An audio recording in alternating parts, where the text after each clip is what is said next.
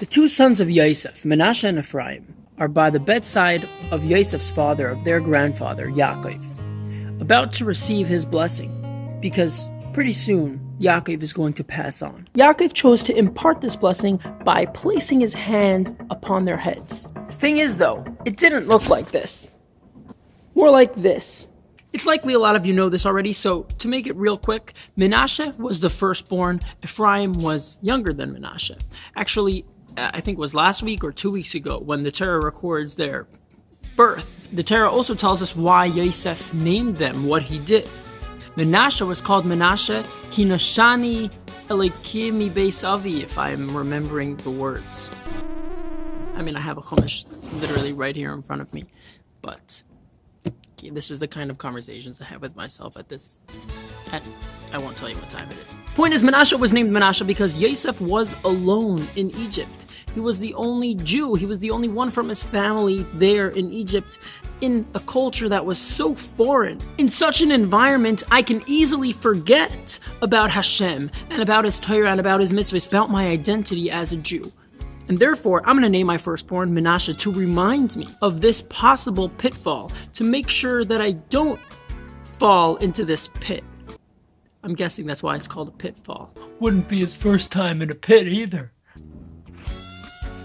Well, I thought it was funny. And then comes his second son, whom he names Ephraim. That's my Zadie's name. Hi, Zadie. Zadie, I hope you're not watching this.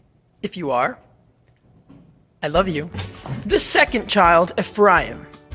Ki hifrani aleikim be'eretz anyi.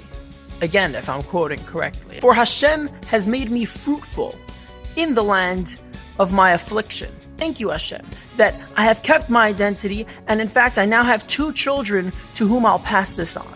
Fast forward some time, and we are by Yaakov's bedside. Well, Menashe and Ephraim are by Yaakov's bedside, receiving this blessing, in which he changes the order of his hands. What was up with that?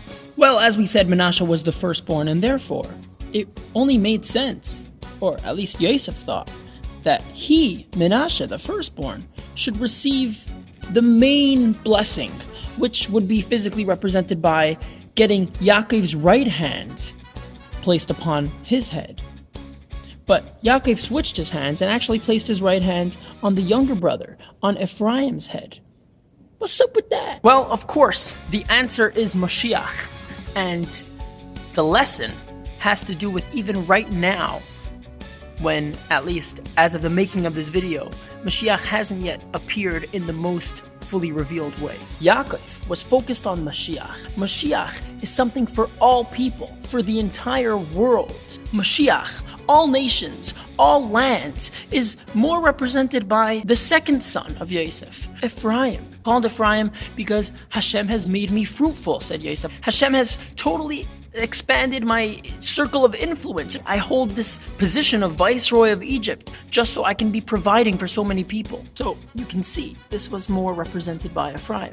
Whereas Menashe is more of a gullus mindset, dealing with the exile as it is, making sure that we don't succumb to the culture or to the different people or to the different things going on around us that are not our purpose. And that's necessary to bring Moshiach, that we secure our identity, but it's more of a preventative thing, not the actual goal. Yosef wasn't wrong. The firstborn, the first thing that we have to do is secure who we are, is be good Jews. But we can't stop there. Life is great being a good Jew. Life is great being, I'll talk for myself, a Chabadnik. It really is. But if it's just about me, I'm missing something, right? Because Moshiach is the ultimate purpose of creation, of everything, of everyone. We must not just be living a good life, but we must be giving goodness. We must physically, in a way that's visible to the physical eye, give off goodness in the world, help each other, love each other, be there for each other. Well, I guess that goes along with helping each other.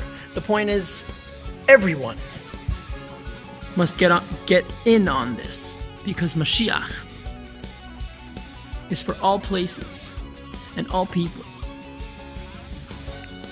When we will serve God, the one God, as one people, May this be immediately. Moshiach mode means increasing in mitzvahs, increasing in study of Torah, increasing in joy, increasing in love. May we have Moshiach now.